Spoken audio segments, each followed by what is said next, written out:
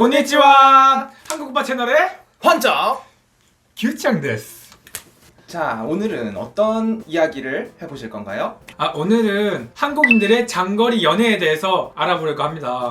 장거리 연애. 연애에 있어서도 다양한 종류가 있지만 장거리 연애를 하시는 분들 꽤나 한국에선 많이 존재하고 있죠. 보통 장거리 연애를 하게 되는 계기가 있을 것 같은데 그렇죠, 어떤 그렇죠. 계기가 있을까요? 장거리 연애를 하게 되는 계기가 몇 가지로 나눠볼 수 있는데요. 첫 번째 같은 경우는 연애를 하다가 장거리 연애로 바뀌게 되는 경우죠. 예를 들어 고등학교를 같이 다니면서 연애를 하다가 서로 다른 대학교에 가게 됐을 때, 그리고 같은 대학교에 다니다가 서로 다른 직장으로 가게 되어서 떨어지게 되었을 때, 아니면 같은 직장에서 연애를 하다가 다른 곳으로 이직을 하게 되었을 때, 이런 식으로 원래 같은 곳에서 연애를 하다가 상황이 바뀌게 되면서 떨어졌을 때 장거리 연애가 되는 경우가 있습니다.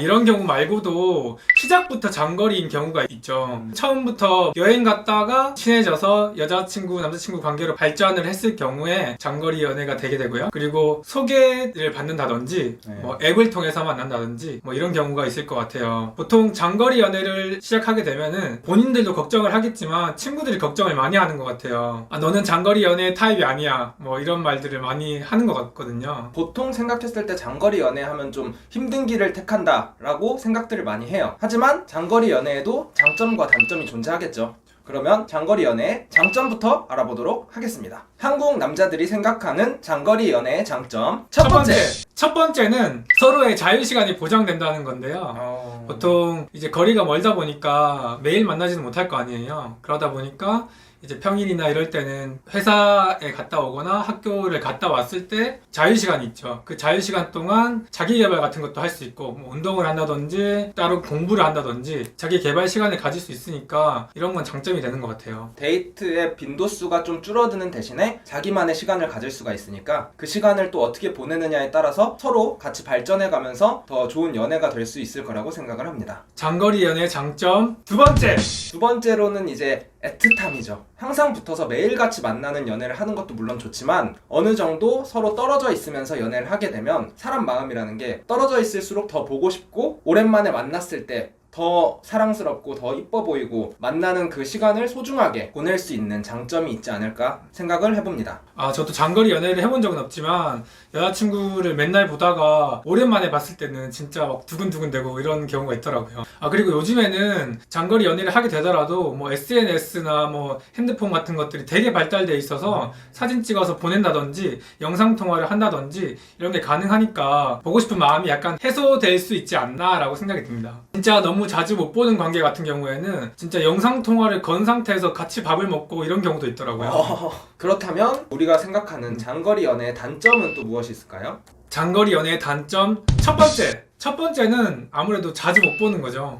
자주 보고 싶어도 한 3시간, 4시간 거리에 있다 보면은 볼 수가 없잖아요. 맞아요. 영상으로 보는 거랑은 또 실제로 보는 거랑은 또 차이가 있기 때문에 만나고 싶을 때 가까이에 있으면은 언제든 갑작스럽게도 만날 수 있지만 거리가 있으면 만나는 약속을 정하고 그만큼의 시간이 들기 때문에 만나고 싶을 때 바로 만나기는 쉽지 않은 것 같아요. 장거리 연애의 단점 두 번째, 우리가 살다 보면 힘든 일이 있을 수도 있고 여러 가지 좀 안 좋은 상황이 있을 수 있잖아요. 그럴 때 이제 내가 사랑하는 사람이 바로 옆에 있으면 위로받으면서 마음을 좀 치유할 수 있는데 떨어져서 연애를 하다 보면 조금은 허전한 마음이 들 수도 있을 것 같습니다. 그쵸. 전화나 영상통화 이런 걸로 위로하는 거는 한계가 있으니까요. 옆에서 이렇게 손도 잡아주고 맞아요.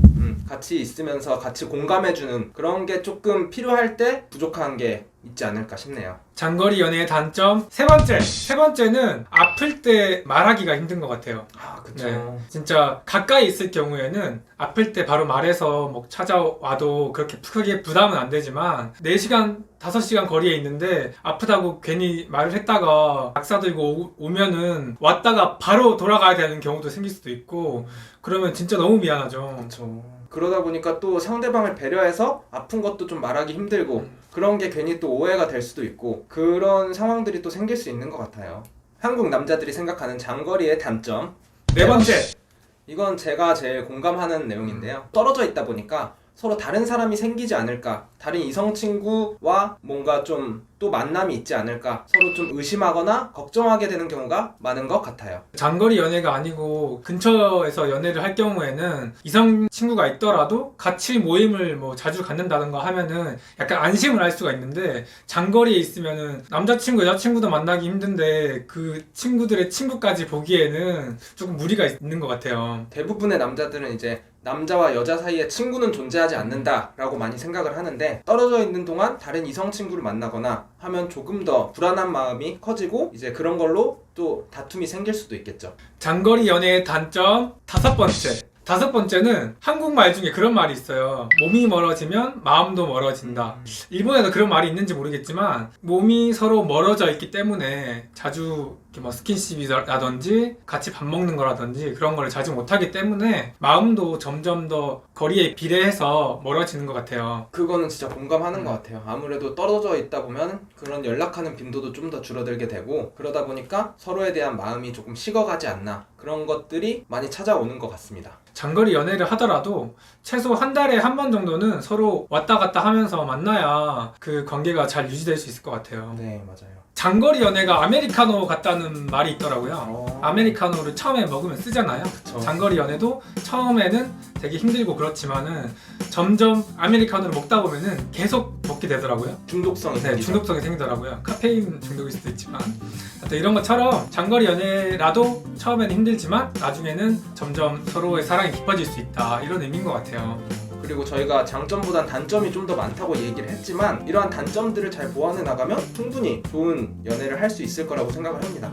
장거리든 단거리든 그게 중요한 게 아니라 서로의 마음이 중요한 거니까 장거리 연애에도 편견을 갖지 마시고 연애를 하셨으면 좋겠습니다. 행복한 연애 하세요. 화이팅! 파이팅! 지금까지 한국어 채널의 화정! 규정이었습니다. 안녕!